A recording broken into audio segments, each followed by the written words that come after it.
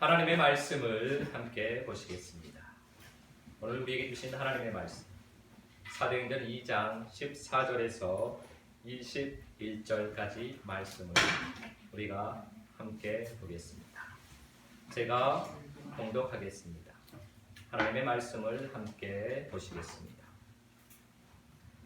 베드로가 11사도와 함께 서서 소리를 높여 이르되 유대인들과 예루살렘에 사는 모든 사람들아, 이 일을 너희로 알게 할 것이니 내 말에 귀를 기울이라. 때가 제3시니 너희 생각과 같이 이 사람들이 취한 것이 아니라 이는 곧 선지자 요엘을 통하여 말씀하신 것이니 일러스되 하나님이 말씀하시기를 말세에 내가 내 영을 모든 육체에 부어주리니 너희의 자녀들은 예언할 것이요 너희의 젊은이들은 환상을 보고 너희의 늙은이들은 꿈을 꾸리라. 그때에 내가 내 영을 내 남종과 요종들에게 부어주리니 그들이 예언할 것이요 또 내가 위로 하늘에서는 기사를 아래로 땅에서는 징조를 베풀리니 곧 피와 불과 연기로다. 주의 크고 영화로운 날이 이르기 전에 해가 변하여 어두워지고 달이 변하여 피가 되리라. 누구든지 주의 이름을 부르는 자는 구원을 받으리라 하였느니라. 아멘.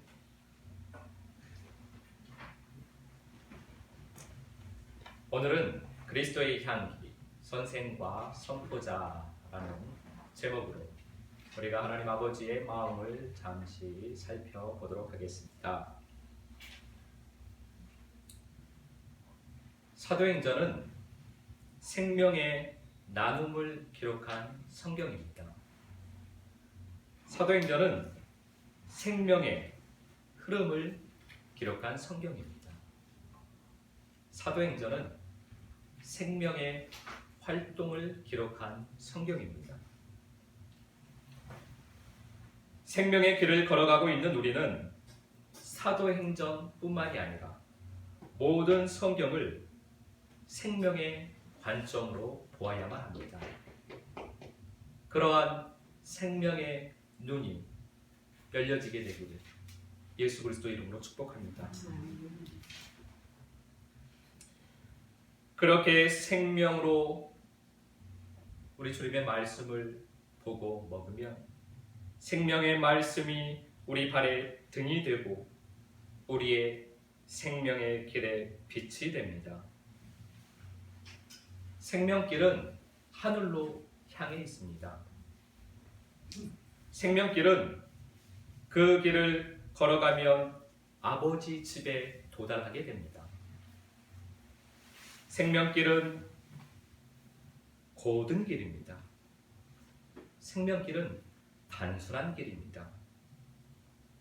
그래서 생명길은 누구나 걸어갈 수 있는 길입니다. 그러나 생명길은 좁은 길입니다. 그래서 많은 사람이 걷지는 못합니다. 누구나 걸어갈 수 있는 길이지만 많은 사람이 가지 않는 길, 그 길이 바로 생명길입니다. 생명길은 주님께서 억지로 끌고 가지 않으십니다. 생명길은 그렇게 억지로 갈 수 있는 길이 아닙니다. 생명길은 주님을 사랑하는 사람만이 걸어갈 수 있는 길입니다. 주님을 사랑해야만 갈 수 있는 길이 바로 이 생명길입니다. 주님을 사랑하는 사람은 이 땅에서 주님과 동행하는 삶을 사는 사람입니다. 주님과 함께 걸어가는 길이 바로 생명길입니다. 주님과 함께 걸어가는 생명길은 내가 없는 순종의 길입니다. 순종의 길을 걸어가시는 여러분을 축복합니다. 이 생명의 길 끝에서 주님께 영광을 올리며 아버지 집에서 영원토록 살게 되시기를 예수 그리스도 이름으로 축복합니다. 사도행전 2장 15절 말씀 우리가 한 마음으로 한 목소리로 봉독하겠습니다. 때가 제 삼신이 너희 생각과 같이 이 사람들이 취한 것이 아니라. 제자들이 생명의 길을 걸어가고 있습니다. 그들은 배와 그물을 버렸습니다. 어부라는 직업을 버렸습니다. 그리고 생명이신 예수 그리스도를 따라갔습니다. 그들은 세상에서 먹고 사는 문제를 다 내려놓은 것입니다. 나라는 자기 자신을 내려놓았습니다. 그들은 가족을 뒤로하고 예수님을 따랐습니다. 생명의 길을 걷기 시작할 때는 가족도 뒤로하고 떠나가야만 합니다. 때가 되면 그들과 함께 갈 날이 반드시 옵니다. 그러니 그때까지는 가족도 뒤로 해야만 합니다. 주님의 말씀이 그렇게 우리에게 말씀하시기 때문입니다. 그것은 또다시 나를 내려놓는 일입니다. 예수님을 따라 생명을 따라서 생명이신 예수 그리스도를 따라서 그 생명의 길을 걷는 제자들은 계속해서 나를 내려놓게 됩니다. 주님을 따라 한 걸음 걸어가면 나를 하나 내려놓는 것입니다. 주님을 따라 또 한 걸음을 걸어가면 또 나를 내려놓아야만 합니다. 나를 가지고서는 예수를 따를 수 없기 때문입니다. 나를 내려놓으면 우리는 믿음을 얻게 됩니다. 나를 가지고서는 믿음을 얻을 수가 없습니다. 그 믿음이 바로 예수 생명입니다. 예수 그리스도처럼 하나님의 자녀처럼 살아갈 수 있는 능력, 그 능력이 바로 예수 생명입니다. 복음서의 기간이 제자들이 예수 생명으로 체험을 받는 시간입니다.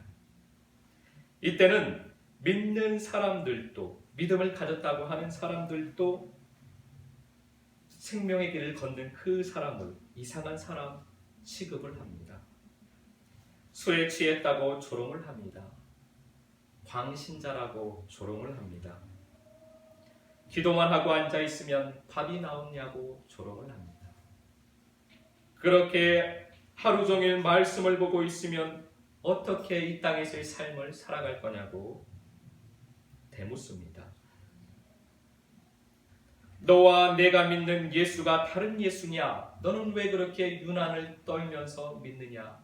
라고 질문을 합니다. 그러나 우리는 사람 말이 아니라 주님의 말씀을 따라서 살아야만 합니다. 사람의 기쁨이 아니라 주님을 기쁘시게 하는 삶을 살아야만 합니다. 세상에 속한 사람들과 타협할 것이 아니라 그리스도의 몸이 되어야만 합니다.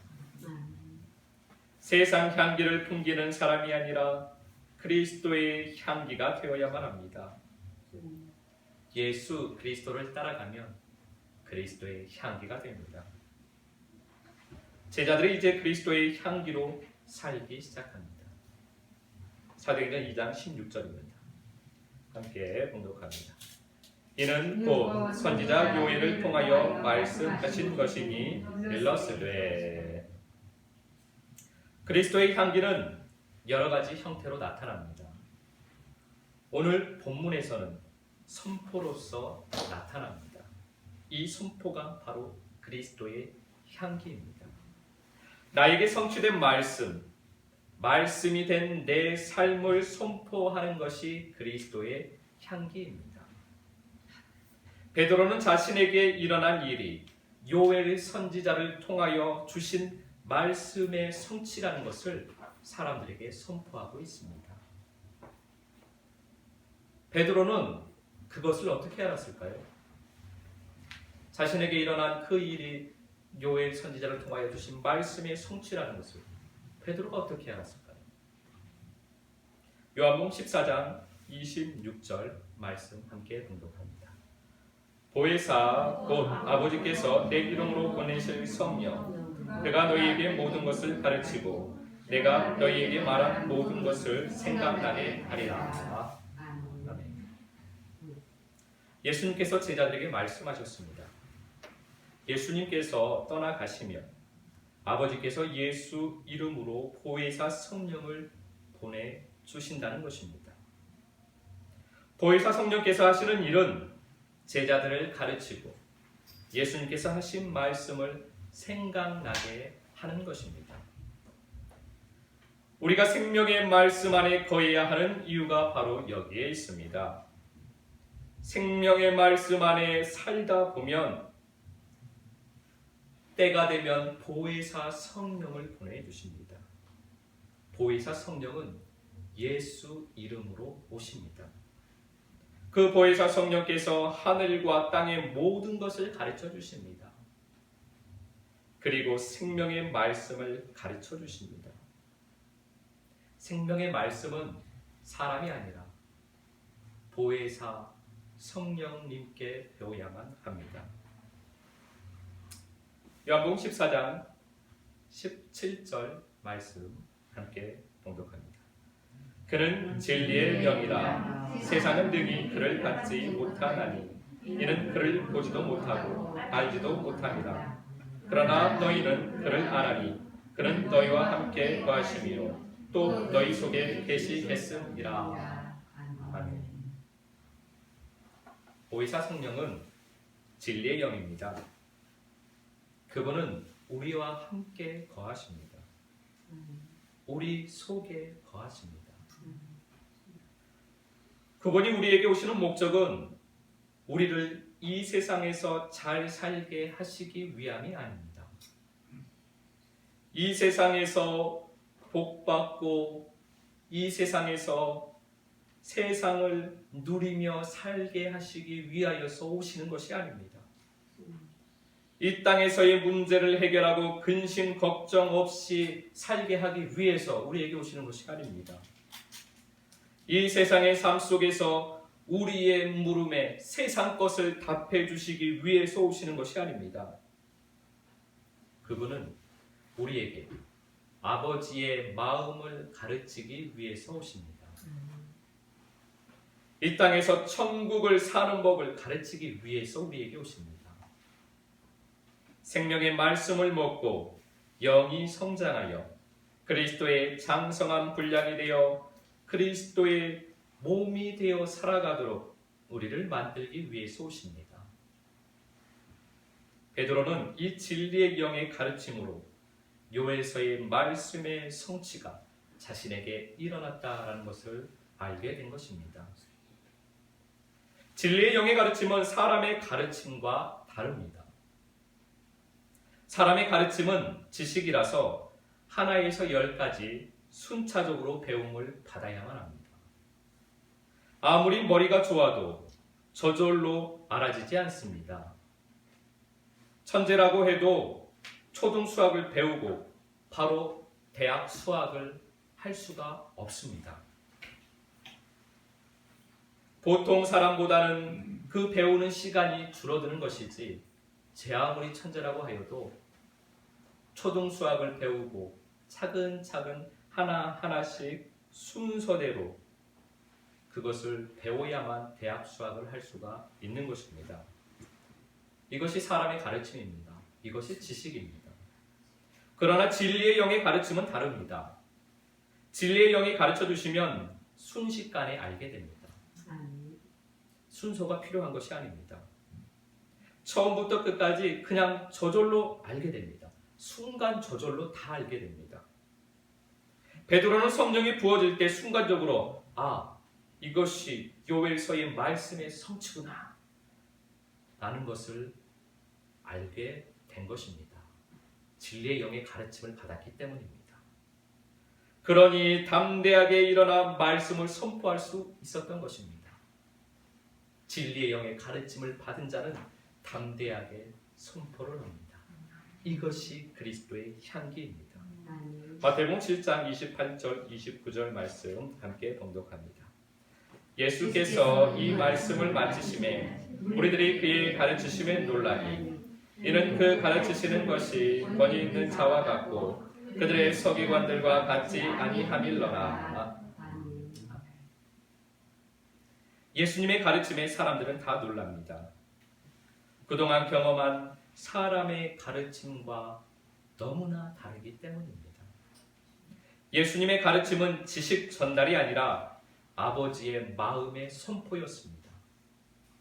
가르침과 선포에는 반응의 차이가 나타납니다. 사도행전 2장 37절 말씀 우리가 함께 봉독합니다. 그들이 이 말을 듣고 마음에 찔려 베드로와 다른 사도들에게 물어 이르되 형제들아 우리가 어찌할꼬 하거늘.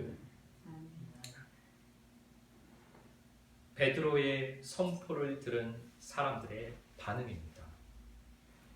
가르침을 듣고 동의를 하는 사람에게는 교훈과 깨달음이 있고 감동이 있습니다. 그러나 선포를 듣고 믿는 사람에게는 마음을 찢고 회개하는 일이 일어납니다. 이렇게 둘 사이에는 큰 반응의 차이가 나타나는 것입니다. 가르침에는 삶의 변화가 없습니다. 왜냐하면 가르침 안에는 영이 없기 때문입니다. 그러나 선포에는 삶의 변화가 있습니다.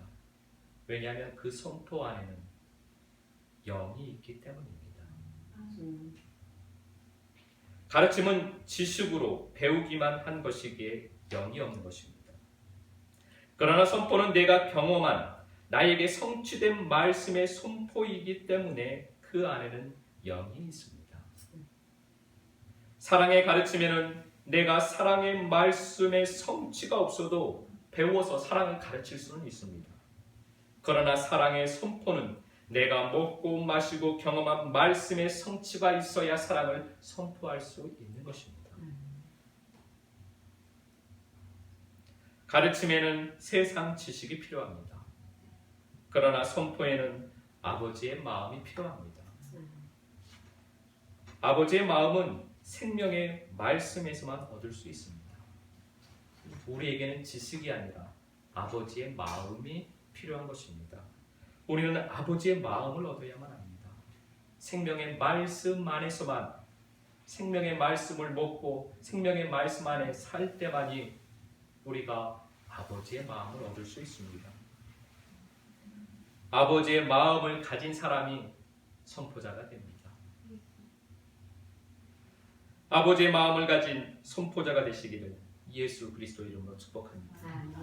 이번 한 주간도 아버지의 마음을 얻고 그리스도의 향기로 선포자의 삶을 살게 되시기를 예수 그리스도 이름으로 축복합니다.